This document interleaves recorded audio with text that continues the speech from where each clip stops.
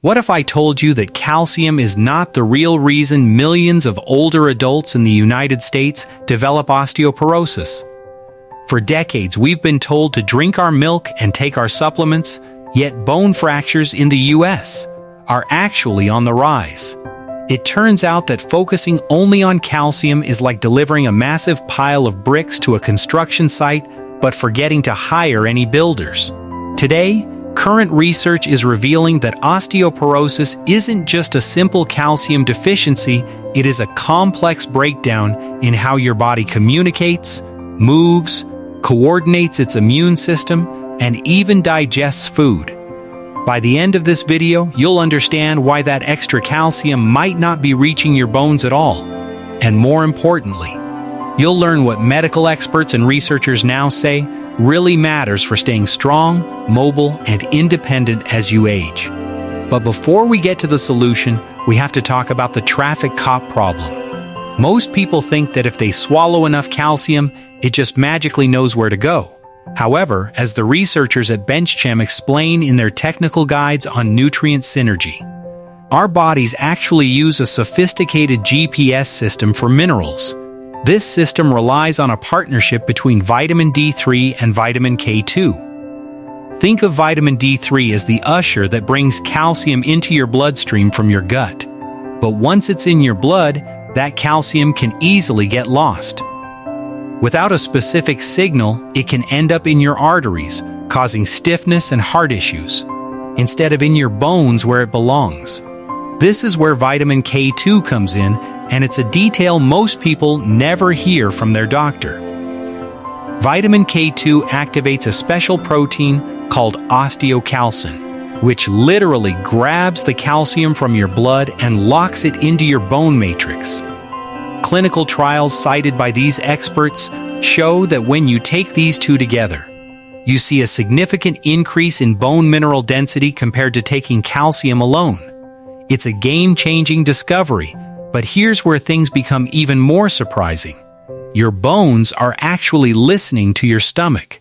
It might sound like something out of a science fiction movie, but experts writing for Acta Scientific Medical Sciences are now unraveling a concept called the osteomicrobiome. This is a fancy way of saying there is a direct gut-bone axis.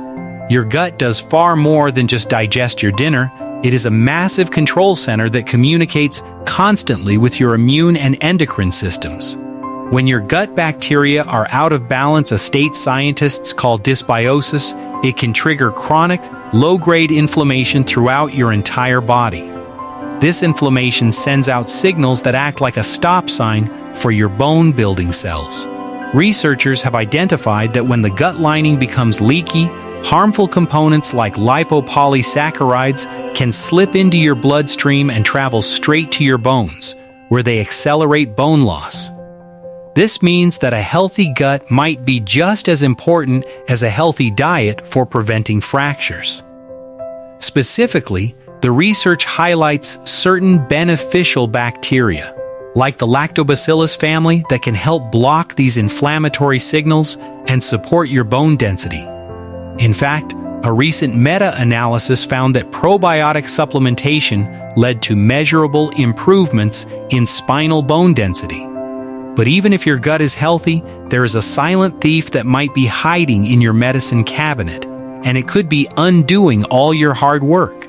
Most of us take common medications for years without a second thought, but Dr. Paul Miller, writing in the journal Endocrinology and Metabolism Clinics of North America, warns that some of the most popular drugs in the United States can secretly weaken your bones.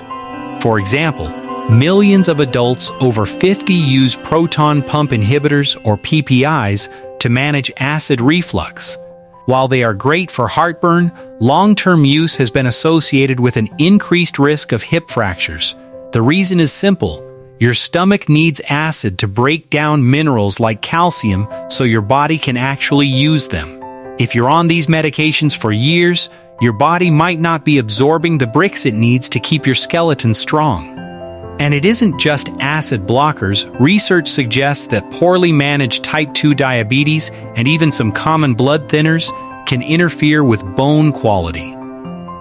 Doctor, Miller points out that osteoporosis is often a kaleidoscope of general medicine. It's rarely just about one single factor.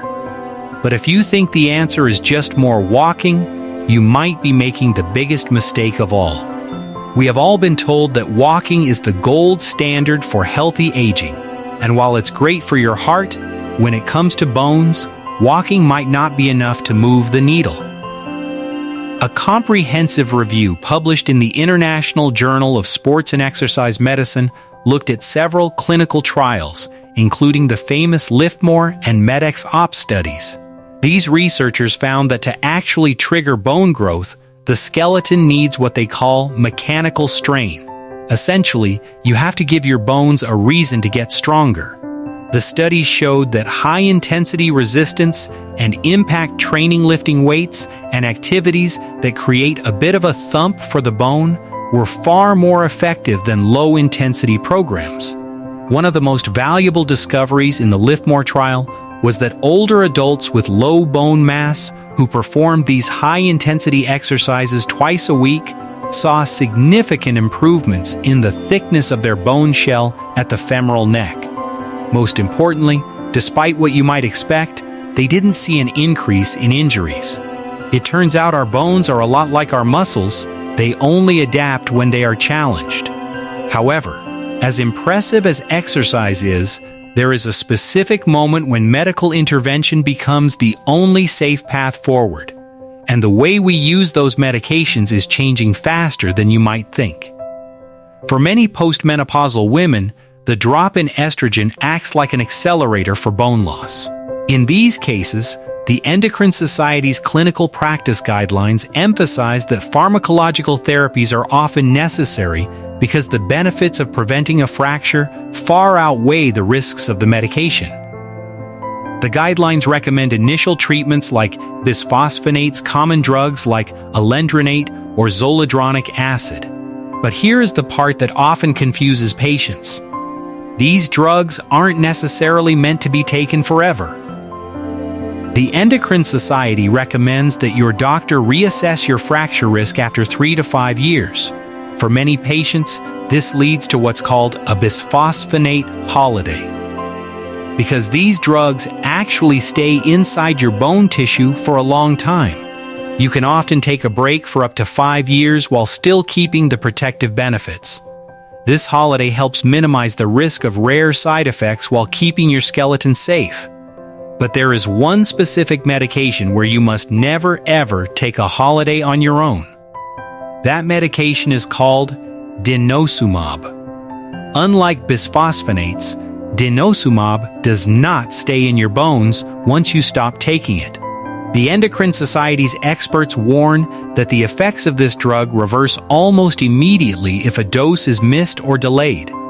If you stop denosumab without starting a different therapy right away, your bone turnover can spike, leading to a rapid loss of bone density and a high risk of vertebral fractures. This is why doctors are so strict about the 6-month injection schedule. While these traditional drugs are powerful, a newer frontier of bone builders is starting to outperform the old standards. Recent research published by Longdom Publishing highlights a medication called Romosozumab, which was approved by the FDA in 2019. In a head-to-head study known as the Structure Trial, Romosozumab was compared to teriparatide, which had been the gold standard for building bone for years. The results were striking. After 12 months, women receiving Romosozumab saw a nearly 10% increase in spinal bone density, nearly double what the teriparatide group experienced. What makes this new drug unique is its dual action. It doesn't just slow down the cells that eat away at bone. It actually stimulates the cells that build new bone at the same time. However, it isn't for everyone. Because of a potential risk for cardiovascular issues like heart attacks or strokes, it isn't recommended for patients with a history of heart disease. This level of personalization is exactly where the future of bone health is headed. So, what is the biggest takeaway from all this research? It's that strong bones are the result of a synergistic interplay. It's about more than just a pill or a glass of milk. It's about making sure your traffic cop vitamin K2 is directing minerals to the right place, ensuring your gut-bone axis isn't driving up inflammation, being aware of how your other medications might be acting as silent thieves, and giving your skeleton the right kind of physical challenge to wake up those bone-building cells. Your bones are living, breathing tissues that respond to how you treat your whole body. Remember, while calcium is a part of the story, it isn't the whole book. Bone health is a lifelong journey of balance.